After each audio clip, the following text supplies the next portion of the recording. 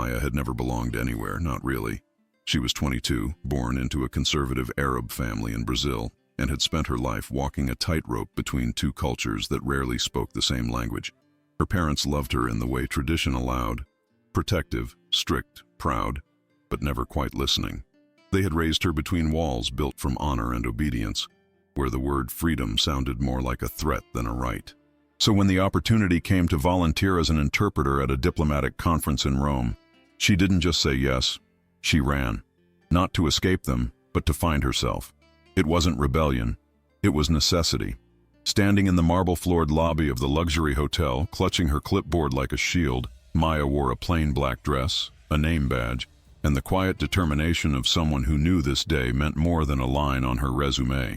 Every breath she took was a declaration. I belong here.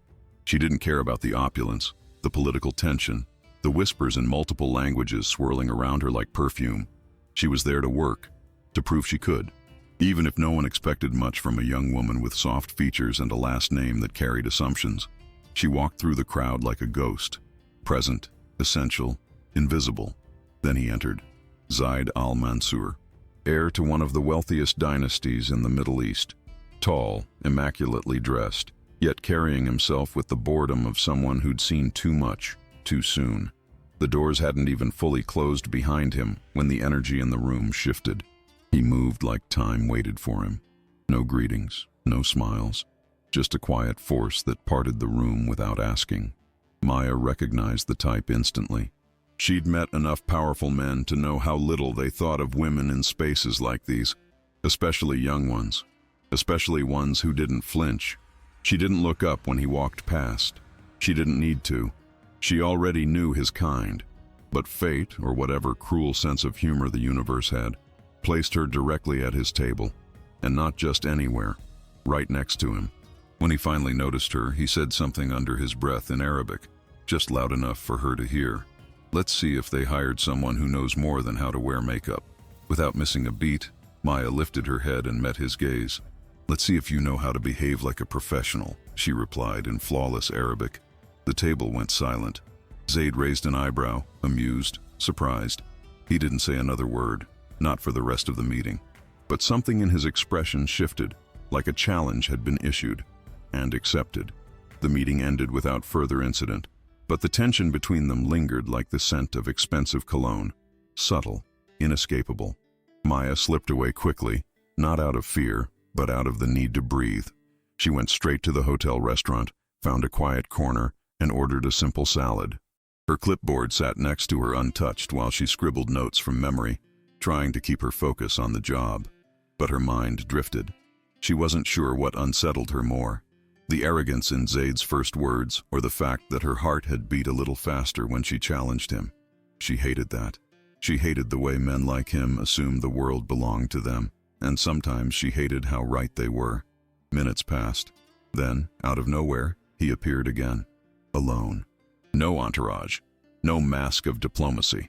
He didn't speak, just sat 2 tables ahead, ordered a drink, and looked out the window like the city didn't deserve his full attention. But Maya could feel his eyes on her, a slow, measured study. When he finally stood and walked past her table, he stopped. Not a greeting, not an apology, just a question. Do you always answer that directly? He asked, voice low. She didn't blink, only when the tone demands it. He paused, searching her face for something. You're not like the others. Maybe you're too used to people who say yes to everything, she answered, barely louder than a whisper. His mouth twitched. Not quite a smile, just recognition. Then he left. The flight back to Brazil felt heavier than the one to Rome. Maya sat by the window, staring at the clouds as if they held answers. Something was off. Her father had grown distant the moment she told him she'd accepted the assignment, and that distance had deepened since she'd returned. There was no anger, no shouting, just silence, the kind that wrapped around her like a warning. 2 days after landing, he asked to speak with her. In the living room, her mother sat beside him, hands clasped tightly, eyes already filled with something worse than fear, regret. There's something you need to know, her father began. Maya tilted her head, confused. What are you talking about? He didn't answer right away. Instead, he stood, walked to the bookshelf, and pulled out an old folder. Inside it, a yellowing document written in Arabic. He handed it to her without a word. Maya read a few lines and froze. Her pulse slammed in her throat. "What is this?" "A contract," he said quietly. "An agreement made when you were 6 years old, between our family and the Al-Mansours." The words hit like a punch. "A marriage contract?" Her father nodded. "To Zaid. He is the eldest son." Maya's legs felt like they would give out. The blood drained from her face. "You promised me to a stranger?" she whispered. "No," he said, almost pleading. "I promised you to a legacy." But Maya couldn't hear anything beyond that. Not the logic, not the justification, just betrayal. Maya didn't cry. Not then. She stood up, her hands trembling, her voice a mix of disbelief and rage. "I'm not part of your business." "I'm your daughter." Her father didn't argue. Maybe he knew there was no defense strong enough to undo what he'd just confessed. Her mother tried to speak, reaching out to touch her arm, but Maya stepped back. "Don't," she said, her voice brittle. "You knew. You both knew." And then came the worst part, the part that cut deeper than the contract itself. When she asked who Zaid was, if he was some old man, some religious fanatic, her mother answered almost too quickly. "No, he's young, educated, influential, handsome." Maya laughed, but there was nothing light in it. "Great. So I'm just supposed to be grateful?" Her mother's voice cracked. "We thought it would never come to this. We thought the agreement would fade, but the Al-Mansours renewed it. They expect it to be fulfilled. Soon." The air felt thinner, like the walls were closing in. Maya turned toward the door. "I'm leaving. I'm going to the U.S. I'll disappear. You can't force me." Her father's voice came low but sharp. "If you run, you destroy our entire family. This isn't just about you." But for the first time in her life, Maya didn't care.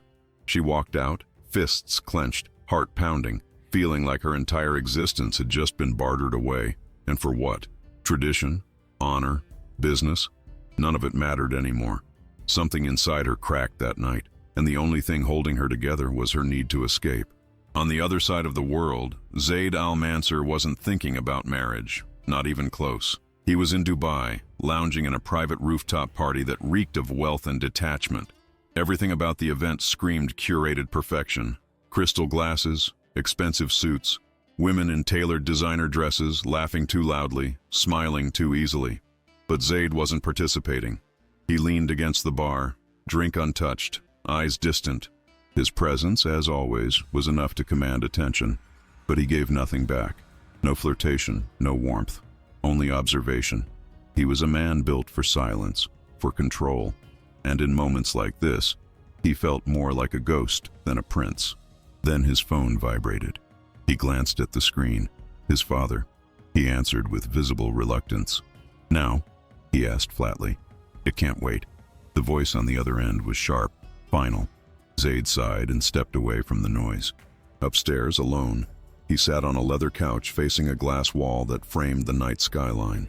"Your bride is 22 now," his father said. "It's time. The agreement will be honored." Zaid pinched the bridge of his nose. "You're still serious about that, after all these years?" "I've always been serious. You're the one pretending that this legacy doesn't matter. But it does. It always has. And now it's time to grow up." Zaid didn't reply at first. He stared at his own reflection in the glass. "Do I get a say?" "No. Agreements aren't optional." And just like that, the call ended. The silence that followed was heavier than anything the party downstairs could drown out. Zaid remained seated, jaw tight, shoulders still. He had always known about the contract, but he'd never imagined it would catch up with him. Not like this, not with her. The heat of Dubai greeted Maya like a warning. It wasn't just the temperature, it was the weight of everything that awaited her on the other side of the airport's tinted windows. She sat in the back of a black luxury SUV, flanked by her parents, their expressions unreadable. Her father stared straight ahead, jaw locked tight, while her mother silently turned rosary beads in her lap, lips unmoving. The silence between them was unbearable, but Maya had no energy left to break it. The journey from the airport to the Al-Mansour estate felt like a funeral procession. As the security gates opened, revealing pristine gardens, gleaming white columns, and gold-plated domes, Maya didn't feel awe. She felt disgust. It wasn't a home. It was a palace built for transactions, not people. "They're waiting in the West Wing," the driver said in English, and her father merely nodded. When the car stopped, Maya stepped out, her linen dress wrinkled from the flight, her face devoid of makeup, hair tied back in a tight bun. She looked calm, but inside, everything was on the verge of breaking. The reception inside was cold, scripted. Servants dressed in traditional garb offered chilled water with polite nods. No smiles, no warmth, just efficiency. Then she saw him, Zaid, standing next to his father, dressed in ceremonial white, face unreadable, but his eyes didn't lie. They widened. For a moment, he froze. Recognition hit both of them at once. He knew her, the girl from Rome, the interpreter who dared to challenge him. Maya stiffened. Of course it had to be him. Zaid leaned toward his father and whispered without restraint, "Is this a joke?" He couldn't hide the disbelief, or the rising anger. Her, that girl. But his father didn't even turn to him. His voice was calm, firm. "You had years to mature. You didn't. Now you fulfill your role." Zaid clenched his teeth. "I won't marry her. You will." Maya stood still, listening to every word, absorbing each one like a slap to the face. No one had addressed her. No one had asked how she felt. She wasn't a person in this room. She was a transaction. Her own father stood silently behind her, not even trying to defend her. Her mother gripped her rosary tighter. Maya's chest burned, but she didn't let a tear fall. The meeting ended quickly, coldly. Posed photographs were taken, handshakes exchanged, all without a trace of joy. Then she was led through a maze of corridors to a lavish guest wing that might as well have been a prison. The room was massive, vaulted ceilings, gold accents, silk curtains, but it felt like a cell. She sat on the edge of the bed, hands clenched in her lap, heart racing. The sound of a knock echoed through the silence. She didn't answer. The door opened anyway. Zaid walked in without hesitation, like the space already belonged to him. His steps were measured, composed, but his shoulders were tense. Maya stood, eyes hard. "You knew?" she asked. He stopped a few feet away, hands loose at his sides. "If I had, I would have stopped it," he said flatly. She crossed her arms. How thoughtful. Zaid didn't respond right away. He just looked at her, really looked. The fire in her eyes, the defiance in her posture, the sheer disbelief that she had ended up in this room with him. "Must be awful," she said, voice low and laced with sarcasm. "Being forced to marry someone you clearly think is beneath you." That hit him harder than he let on. He exhaled slowly, fighting the urge to snap back. "Worse," he replied, voice cold. "When that person thinks they're better than everyone just because they speak fast and don't know when to shut up." Maya's eyes narrowed. "I don't speak fast. I speak with purpose. And I don't shut up because I've spent my whole life being silenced." The tension between them crackled, sharp, combustible. Zaid crossed his arms, mirroring her stance. "So we agree then," she said finally. "This whole thing is ridiculous." "Absolutely," he replied. But even as they said the words, something unspoken lingered in the air. The anger was real, the resentment, raw. But beneath it all, something more complicated simmered. A recognition, a familiarity neither of them could explain, nor wanted to admit. "The wedding will happen either way," he added, his voice losing its edge. Maya didn't flinch. "If it does, it'll be for show. Nothing more." "Perfect," he said, already walking toward the door. But before he left, he looked back over his shoulder. "You're just as insufferable as you were in Rome." Without missing a beat, Maya replied, "And you still think the world exists to orbit around you." He left, closing the door behind him with a quiet finality. But the room didn't return to silence. It throbbed with the echo of everything unsaid. The ceremony came quickly, too quickly. Maya barely had time to process one betrayal before being swept up in a world of gold-threaded gowns, jeweled hairpieces, and rehearsed formalities. It wasn't in Dubai, nor in any familiar city. Zaid's family had chosen a more traditional setting, a centuries-old palace near his ancestral homeland. Maya arrived dressed like a queen, but feeling like a prisoner. Her gold dress was heavy, her spine rigid. The makeup on her face was flawless, but her soul was unraveling beneath it. Each step toward the altar felt like a sentence being carried out. Across from her, Zaid stood tall in a ceremonial robe, face unreadable, eyes distant. The priest's voice was clear, measured. The vows were spoken like legal terms. No emotion, just duty. They said yes, without looking at each other. There was no kiss, only tradition. A folded white sheet, perfumed and symbolic, placed in her hands by his mother. Everyone knew what it meant. It would be stained by night's end, proof of honor, of virginity, of compliance. Maya was escorted to the suite with silence and expectation. Her robe was pale, nearly transparent. She sat on the edge of the bed, breath shallow, pulse racing. The door creaked open. Zaid's mother entered, regal, emotionless. Her perfume arrived before her words. "It will hurt," she said, her voice like ice. "You will not scream. You will not resist. You were made for this." Maya didn't speak. Couldn't. She sat frozen, hands on her lap. When the woman pointed to the sheet, it felt like being branded. "Your husband will want proof, and we expect it." Then she left. The door clicked shut behind her, sealing Maya in, alone, terrified, waiting.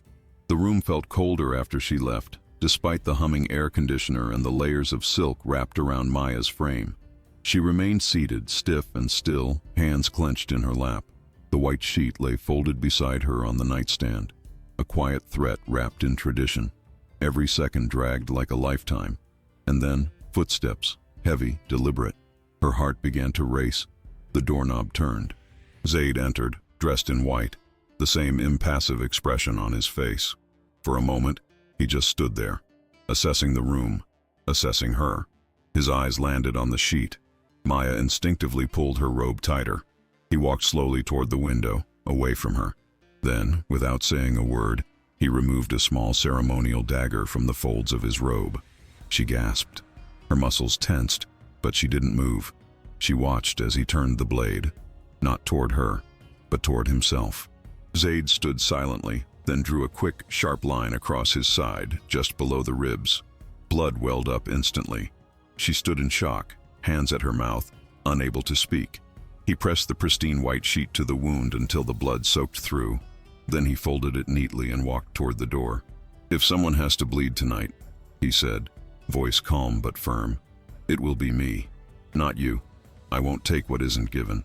And with that, he stepped into the hallway, handed the blood-stained cloth to a waiting servant, and left the crowd downstairs to believe what they wanted to believe.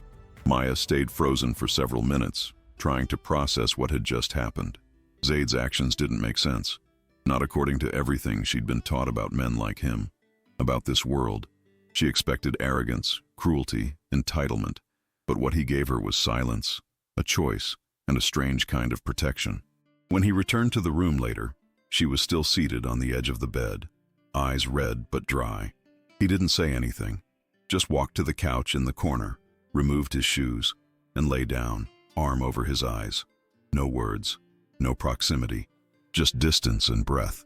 For hours, neither of them moved. The candles flickered low, the air between them thick with everything unspoken.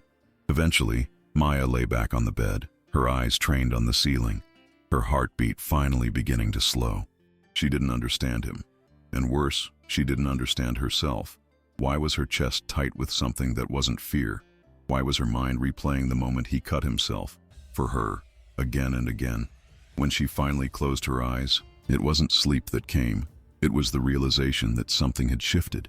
The man she was promised to wasn't what she expected, and neither was the girl she was becoming. The days that followed were strangely quiet, like living inside a museum. Beautiful, but lifeless. The palace was vast, immaculate, and suffocating. Maya woke up each morning in a bed too big, under sheets that felt like they belonged to someone else's story. She dressed in whatever the maids laid out, ate meals she didn't choose, and wandered halls that echoed with silence. She wasn't locked in, not exactly, but the sense of freedom was an illusion. The windows didn't open all the way. The doors locked from the outside. She was always accompanied by a woman from Zaid's staff, dignified, polite, and impossible to read. No one told her what to do, yet everything about the palace whispered what was expected. In the afternoons, Maya took refuge in the garden. It was the only place that felt real, flowers blooming despite the heat, birds singing without permission. Sometimes she sat for hours by the fountain, tracing the edges of petals with her fingers, wondering if the flowers felt caged too. She hated herself for noticing the beauty. She hated that it was working on her, that even inside this gilded cage, Something inside her had stopped trying to run. Zaid, meanwhile, disappeared into work. Meetings, travel, endless diplomatic obligations. When he was around, he was courteous, barely. Always polite, never warm. He spoke to her only when necessary, and never with softness. Yet Maya saw the cracks. She caught them in the way he lingered by the door before leaving, in the way he looked at her reflection in the window, rather than meeting her eyes. He avoided her like she was a wound he didn't know how to treat, and she tried to pretend she didn't care, but every night, she heard him breathing on the couch across the room, refusing the bed he had a right to. Every morning, she woke before him, heart sinking at the sight of his sleeping form, so close, yet worlds away. She hated the way her chest ached when he turned his back to her. She told herself it was resentment, that it was fear, but the truth scratched at her skin like a secret she wasn't ready to name. She remembered the wedding night, the blood that wasn't hers, the silence that wasn't cruel, and little by little, the lines began to blur, between enemy and protector, between obligation and something dangerously close to longing. The walls she had so carefully built inside herself began to shift, almost imperceptibly at first. Maya found herself watching Zaid when he wasn't looking, trying to decode him like a puzzle with missing pieces. He wasn't just distant, he was conflicted. In meetings, he was decisive, controlled, perfectly sculpted for leadership. But in the quiet moments, in the way his fingers lingered over a teacup, or how he stared out windows for too long, she sensed it, the storm under the surface, and that storm called to her more than she wanted to admit.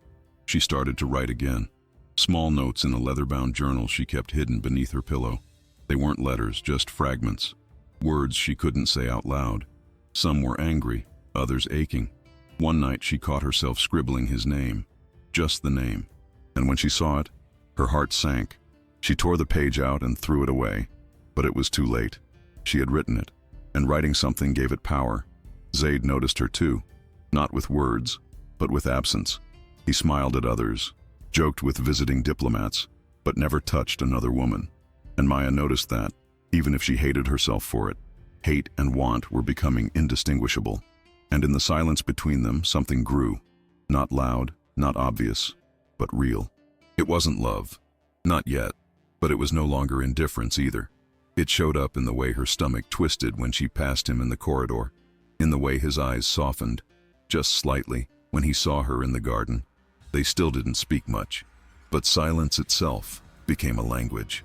One afternoon, as Maya sat under the shade of an orange tree, sketching the curve of a petal, Zaid approached without warning. He didn't sit. He just stood there, hands behind his back, as if afraid to disrupt her moment.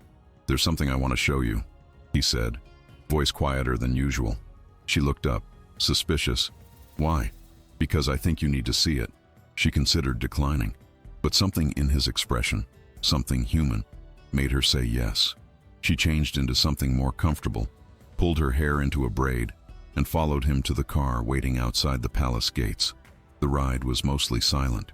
No guards, no entourage, just the two of them. The city faded behind them, and eventually, the SUV stopped in front of a low, sand-colored building surrounded by a modest stone wall. The sign read, "Hope School for Girls, a safe future for refugees." Maya blinked. "What is this?" she asked. Zaid removed his sunglasses. "A place I helped build," he said simply. "It's mine." And for the first time, she didn't see the air. She saw the man. Inside the school walls, everything was different. Gone was the grandeur, the silence, the heavy weight of protocol. In its place was laughter. Barefoot girls with tangled hair ran across the dusty courtyard, holding torn notebooks and half-broken crayons like treasures. They shouted in Arabic, smiled without reservation, reached out to touch Zaid's hand as if he were a big brother, and he let them. Maya watched in stunned silence as the man who barely acknowledged her at dinner knelt to tie a girl's sandal, lifted another onto his shoulders, and spoke with teachers in a tone she hadn't heard before. Soft, grounded.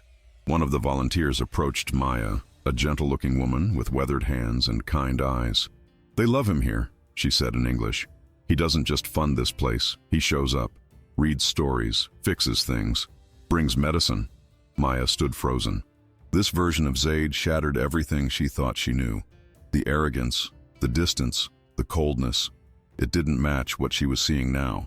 He looked up and caught her gaze across the yard, gave a small, almost shy nod. "Come," he said, motioning. "They want to meet you." She hesitated, heart pounding. But then she stepped forward. One little girl ran to her and hugged her legs tightly. Another touched her hair, murmuring something in Arabic. Maya knelt instinctively and opened her arms. The children poured in. And just like that, something inside her cracked open. She didn't cry right away. Not until one girl, silent, maybe 7 or 8 years old, sat on her lap and pressed her tiny hand over Maya's heart. No words, just that touch. And in it, Maya felt everything she had been holding back since Rome. Her throat tightened, her eyes filled, and the tears came without warning. Not loud, not dramatic, just honest. Zaid watched from a distance, arms crossed, expression unreadable, but his jaw had softened. In that dusty courtyard, among giggles and chalk drawings, he saw the real Maya for the first time. Not the fierce girl from Rome, not the trapped bride in gold, but the woman who cared more than she dared admit. The ride back to the palace was silent, but it wasn't the same silence as before. It was thick with understanding, a new layer, a shared truth. As the skyline of Dubai came back into view, Zaid finally spoke, staring out the window. "The first time I visited that school, I was ashamed of what I had. I thought power was measured in wealth. But those girls—" He stopped, swallowing the rest. Maya didn't respond. She didn't need to, because for the first time she realized something terrifying and beautiful. She didn't hate him anymore. And maybe, just maybe, she never truly had. The shift between them didn't need to be spoken. It just existed. In glances, in how their footsteps slowed when they passed each other in the palace, in the way his hand lingered a second longer on the small of her back when guiding her through a room. Maya tried to fight it. She reminded herself of the betrayal, of the contract, of everything she never asked for. But the school had changed things. Seeing Zaid in that space, kind, grounded, necessary, had cracked her armor. She caught herself watching him in the mornings, shirt sleeves rolled up, hair still damp, coffee in hand, looking every bit like a man and none like a prince. She didn't want to feel anything, but her body betrayed her. Her chest ached when he left. Her breath hitched when he spoke softly. Zaid, on the other hand, grew quieter, but not distant. He seemed afraid to say too much, as if words might undo whatever fragile truce they'd formed. At night, he still slept on the couch, but Maya knew he stayed awake long after she had closed her eyes. Sometimes she heard him whisper her name, not loud, just once, into the dark, and it scared her, because it made her want to answer. Then came the invitation, a gold-embossed envelope delivered by hand, sealed with the insignia of the royal family. A formal dinner, presentation of Maya as Zaid al-Mansur's wife to the inner circle of Dubai's elite. No one asked if she wanted to go. No one explained what would happen if she didn't. The dress was already picked, the driver already scheduled. Maya sat on the edge of the bed, staring at the invitation for hours before finally standing.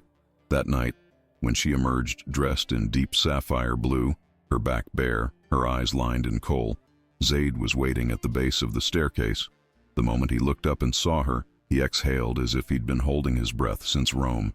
"You look prepared," he said, his voice neutral, but the meaning trembling beneath. "Like it's a ceremony," she replied. "Maybe it is." He offered his arm. She hesitated, then took it. The drive was silent. The ballroom blazed with chandeliers and music. Maya walked at his side like she'd been born into that world. But her heart was a thunderstorm. The air around her tightened every time someone glanced too long or whispered too loudly. Zaid never left her side. He spoke only when necessary. But every time her hand trembled, he squeezed it, once, gently, and let go. And Maya realized this wasn't about control anymore. This was about survival. And maybe, just maybe, something beginning to resemble care. Later that night, after the last glass had clinked and the final ambassador had bowed out, Maya slipped away from the golden chaos of the ballroom and found refuge in the side garden. The space was quieter, dimly lit, and scented with jasmine. She breathed deeply, trying to unclench her chest, to remember who she was beneath the weight of expectation and silk. Moments later, she heard footsteps behind her. She didn't turn. "You followed me," she said softly. "You looked like you needed air," Zaid replied, stopping beside her. They stood in silence for a beat. Then he asked, "Do you still hate me?" The question hung in the air. Maya crossed her arms, stared at the reflection of the moon in the marble fountain. "Sometimes." It wasn't a lie. "Why?" he asked, though he sounded like he already knew. She turned to face him, the pain flickering behind her eyes. "Because this marriage was never mine. Because I didn't get to choose. Because I had a life planned, and now I don't even recognize myself." Zaid's voice came quiet, steady. "I didn't choose it either. But you had the power to say no." He didn't deny it. It wasn't that simple. She laughed bitterly. "It never is for people like us." He shifted, closing the distance by a step. "And now?" Maya looked up at him, her defenses flickering like a flame in the wind. "Now I don't know what to feel. I'm angry. I'm lost. And sometimes, when you're near, I don't want you to leave." That last part cracked the air between them. Zaid's eyes softened, but his voice stayed low. "I feel the same. Every time you walk away, I lose track of myself." Maya exhaled slowly. "That's not comfort. That's chaos." Zaid's gaze didn't waver. "Maybe, but it's the only thing that feels real." He took another step, now barely a breath away. "I was a man who lived on autopilot. You broke that." Maya blinked, unsure if she was furious or flattered. "I didn't ask to be your revelation, and I didn't ask to fall into this with you." Silence again. But this time, it wasn't empty. It was a storm held back by pride and fear. Maya stepped back, needing space, clarity. "I still don't trust you." "You don't have to," he said. "Not yet." She stared at him, jaw clenched. "So what are we even doing?" Zaid looked down, then back at her, and this time the calm mask had cracked. "I'm waiting." "For what?" "For you to stop running." The words struck her harder than they should have, because deep down, she knew she wasn't running from him. She was running from herself, her own heart, her own desires, her own weakness for the one man she swore she'd never need. But tonight, the air smelled different. Her skin tingled where his breath touched. And when she turned to leave, she didn't do it out of defiance.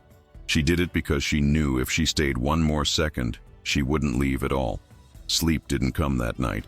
Maya lay in the massive bed, staring at the ornate ceiling, heart racing like she'd run a marathon without moving an inch. Her mind replayed every second in the garden, his words, his nearness, the way her body betrayed her again by leaning in instead of away. Across the room, Zaid hadn't returned to the couch.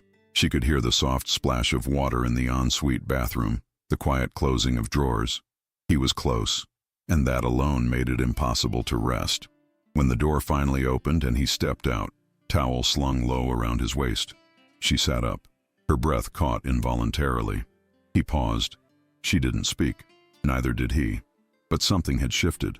A fragile barrier had cracked. She rose, barefoot, wrapped in a satin robe that clung to her skin like heat. "I'm not ready," she whispered before he could take a step closer. Zaid nodded, eyes searching hers. "I know." He didn't touch her, didn't reach out. He simply stepped back, giving her the space she hadn't even asked for out loud. "But I'm here," he said gently, "and I'm not going to be the reason you feel caged again." That should have made it easier, but instead, it unraveled her. Over the next few days, Maya carried that night in her chest like a flame she couldn't extinguish. Zaid remained present, but careful. He didn't push. He didn't question. And yet, his presence was everywhere. She could feel him watching her from across the breakfast table, could sense him listening from the other side of the room. He was no longer just a man forced into her life. He was part of her air, and that terrified her more than any contract ever had. Then came the breaking point. A quiet afternoon. Maya received a letter. An old friend from Brazil, someone who didn't know about her marriage, sent a postcard from New York. "Still waiting on you to show up and take the city by storm," it said. And just like that, something snapped. That dream, the one she buried when she boarded the plane to Dubai, came flooding back.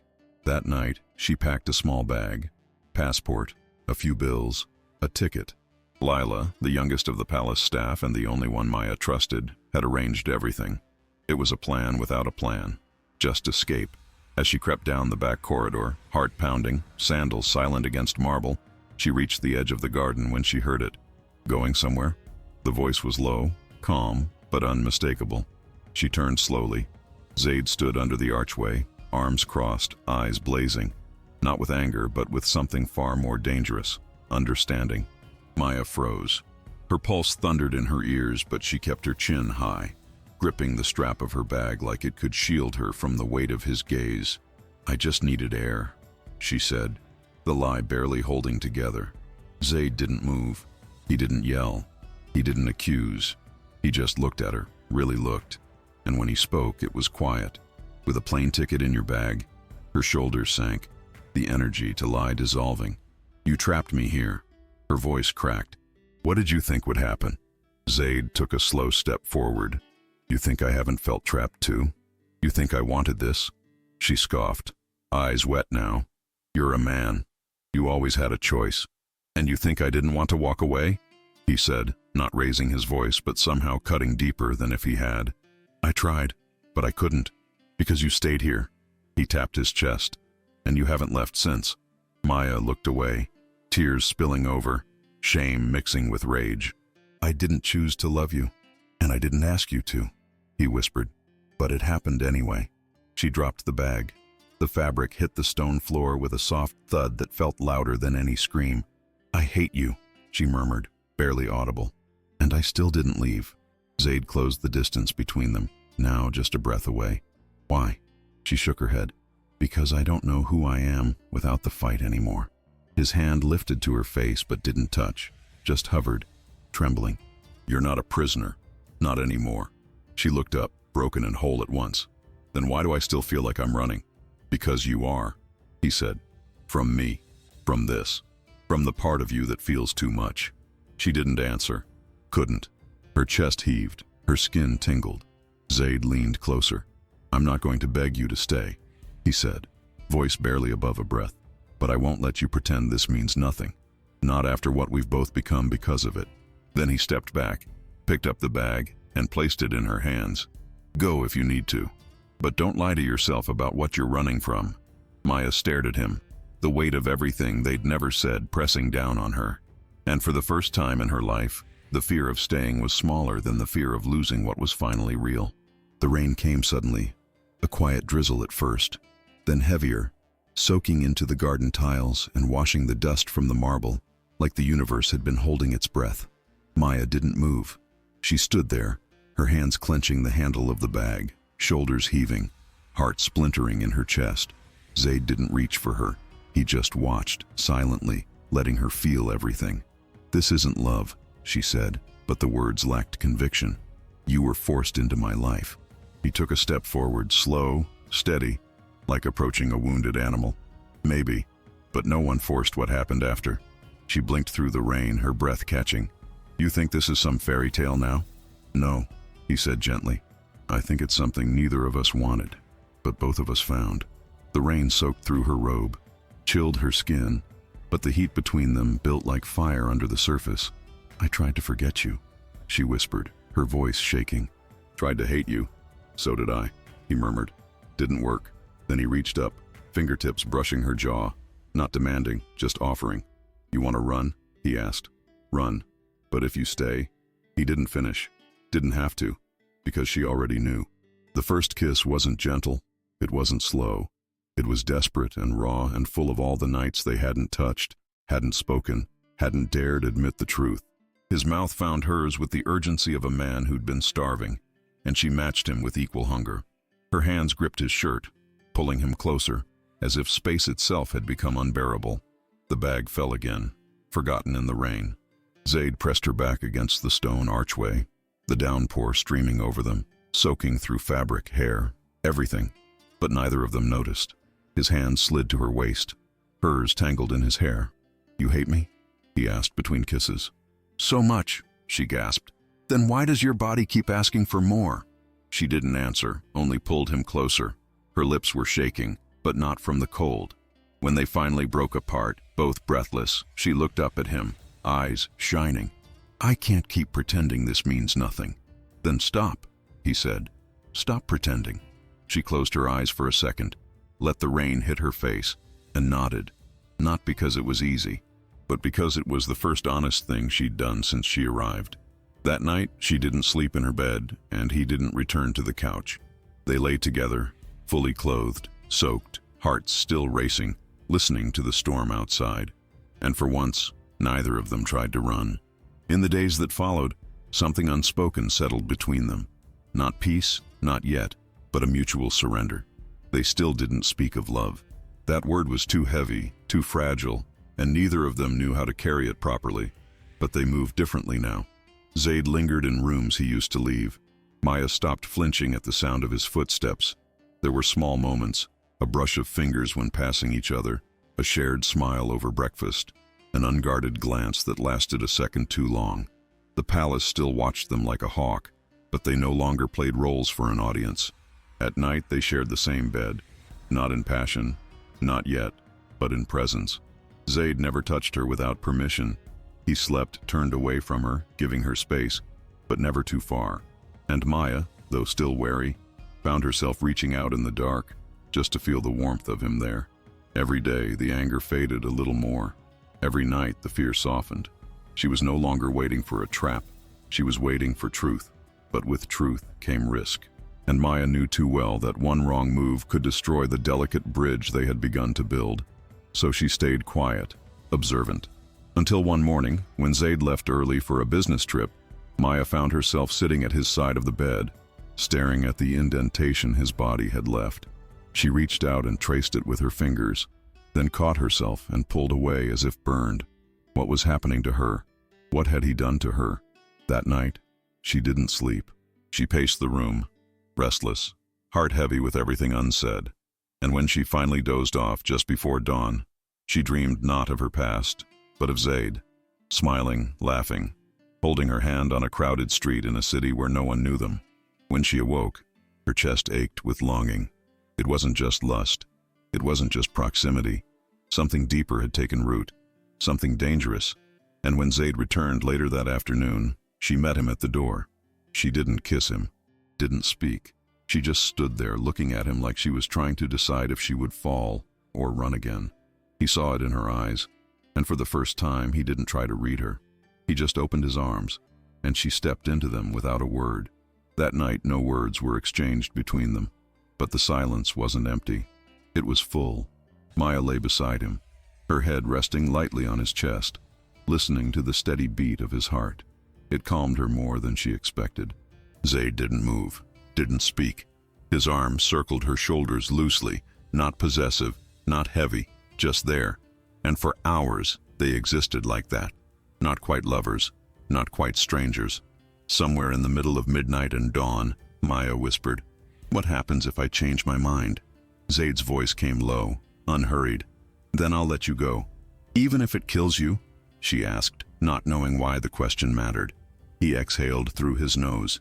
"Especially if it kills me." She didn't reply, but her fingers curled around his shirt, just enough to say, "Don't." And he didn't. He stayed. When she woke up hours later, the sun warm against her skin, Zaid was gone from the bed, but a folded note waited on the pillow. "Breakfast on the terrace. Only if you want to." And she smiled, the smallest, quietest smile, but it was real. The days unfolded like the start of a new chapter. No promises, no grand confessions, just time, shared meals, long walks in the palace gardens where they talked about childhood, about music, about books neither of them had finished. Maya began to laugh again. Zaid began to tease her gently. One afternoon she caught him watching her sketch a flower in her notebook. "You used to be an architect, right?" he asked. She nodded. "Before I became this." He sat beside her, close but not touching. "You still are. No one took that from you." That night she found a stack of architectural magazines and a sketch pad left on her desk. No note, just an invitation to remember herself. It was the first time in months that she felt like more than someone's wife. She felt like Maya again, and that, more than anything, made her want to stay. Not because she was trapped, not because she had no choice, but because someone had finally seen her, fully, and chosen to give her back to herself. The invitation arrived on a Wednesday. Gold seal, thick paper, formal and flawless. Maya turned it over in her hands, eyes narrowed. A state dinner, hosted by the crown. An official presentation of Zaid's wife, of her. She placed it on the vanity and sat in silence for a long time, staring at her reflection like she wasn't sure who she was looking at. When Zaid returned that evening, she asked nothing. He said nothing. But she noticed the shift in him, the quiet tension in his shoulders, the way he avoided her eyes. He was giving her room to decide. That night, she sat at the edge of the bed, the gown already laid out, makeup kit untouched. And yet, when the hour came, she dressed. Slowly, carefully, not for anyone else, for herself. The mirror showed a woman with dark eyes and bared shoulders, spine straight, lips painted with quiet defiance. When she descended the staircase, Zaid was waiting. He didn't speak, just looked, and then exhaled like she'd stolen the air from the room. "Ready?" he asked. "No," she said honestly, "but I'm going anyway." He offered his arm. She took it, and together, they stepped into the light. The ballroom shimmered with excess, gold walls, marble floors, people adorned like paintings. But Maya walked through it all with calm she didn't know she possessed. She stood beside Zaid through every introduction, every toast, every smile that didn't quite reach the eyes. She spoke when spoken to, laughed when appropriate, but she never shrank. She didn't need to.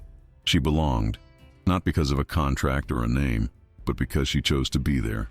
Later, they found a quiet corner in the palace garden again, beneath a canopy of soft lights. Zaid leaned on the railing, watching her. "You owned that room," he said. Maya gave a small smile, her voice barely above a whisper. "I was terrified. Didn't show." He turned to face her. "Do you regret it? Staying?" She hesitated, the night breeze lifting strands of her hair. "No," she said. "Not anymore."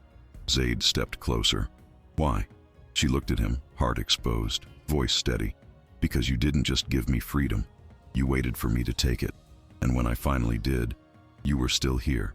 He touched her cheek then, a gesture filled with more tenderness than any vow. "I told you, I'd wait, as long as it took." And under the soft glow of the garden lights, with no witnesses and no audience, Maya finally let herself lean into him, not out of obligation, but out of choice.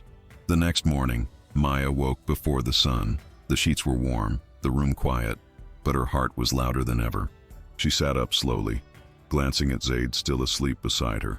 One arm curled over his head, the other stretched toward where she had just been. She watched him for a while, memorizing the way his brow softened in sleep, the way his breath rose and fell like it had finally found rhythm. For the first time, she didn't feel like she was waking up in a stranger's home. She felt safe. Not in the way a locked door makes you feel, but in the way a person does when they've proven, day after day, they'll choose you without demand. She slid out of bed, wrapped a shawl around her shoulders, and walked out to the terrace. The sky was still painted in pale blues and orange streaks, and for a few minutes, she just stood there barefoot, taking it all in. When she heard the glass door slide open behind her, she didn't turn around. "You always wake up this early?" he asked, his voice husky with sleep. "Only when I feel like I need to remember what's real," she replied. Zaid stepped up behind her, arms wrapping loosely around her waist, his forehead resting against the side of her head. "Then let me help you remember," he whispered. Later that day, she found a handwritten note tucked inside her journal. It was short, the handwriting slightly uneven. Zaid's. "Let's disappear for a while. Just you and me. No titles. No cameras. Just us." Beneath it were 2 plane tickets and a reservation confirmation. New York City. Maya's heart raced. It wasn't just the gesture. It was what it meant. He wasn't taking her away to control her. He was taking her to breathe, to begin again. She found him waiting in the library, casual, barefoot, and holding 2 coffees. "You really think you can survive winter in New York?" she teased. He grinned. "For you, I'll buy a dozen coats." They both laughed, and something settled between them. That night, they packed lightly, just the essentials. No entourage, no palace staff, just a car, the road, and their shadows. As the plane ascended, Maya leaned her head on his shoulder.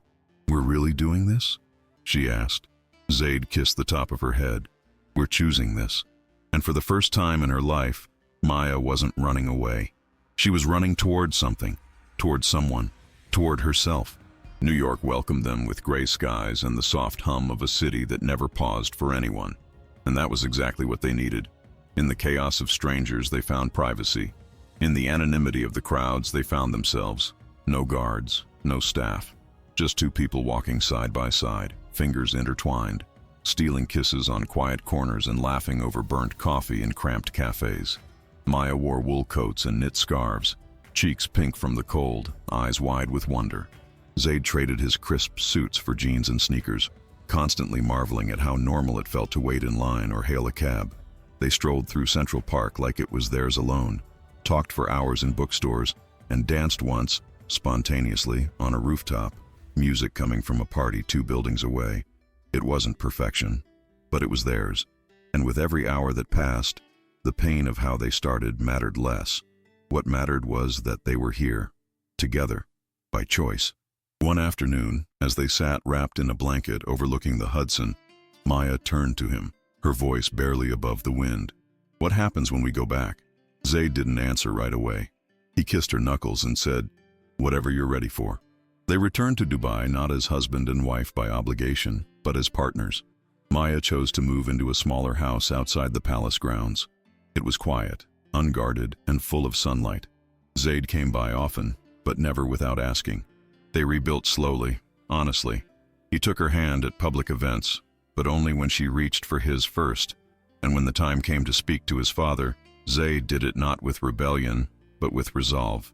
"I'm still your son," he said, "but I'm also a man building something of my own." The old man didn't reply immediately, but sometimes silence is its own kind of blessing. As for Maya, she went back to her first love, architecture. Her sketches turned into blueprints, then buildings. Her name started appearing on magazine covers, not as a wife, but as a woman who redefined herself on her own terms. And Zaid? He remained beside her, not as her keeper, but as her equal. Some loves begin in freedom. Others are born in fire. Theirs had both. And as they stood together at the ribbon cutting of her first school design, an institute for refugee girls funded by his foundation, Maya realized something. She had never been saved. She had saved herself. He had just been the one who waited. If this story moved you, hit that like button, subscribe to the channel, and ring the bell so you never miss another story that proves love doesn't always begin the way we expect, but sometimes it ends exactly where we belong. Now tell us in the comments, where in the world are you watching from?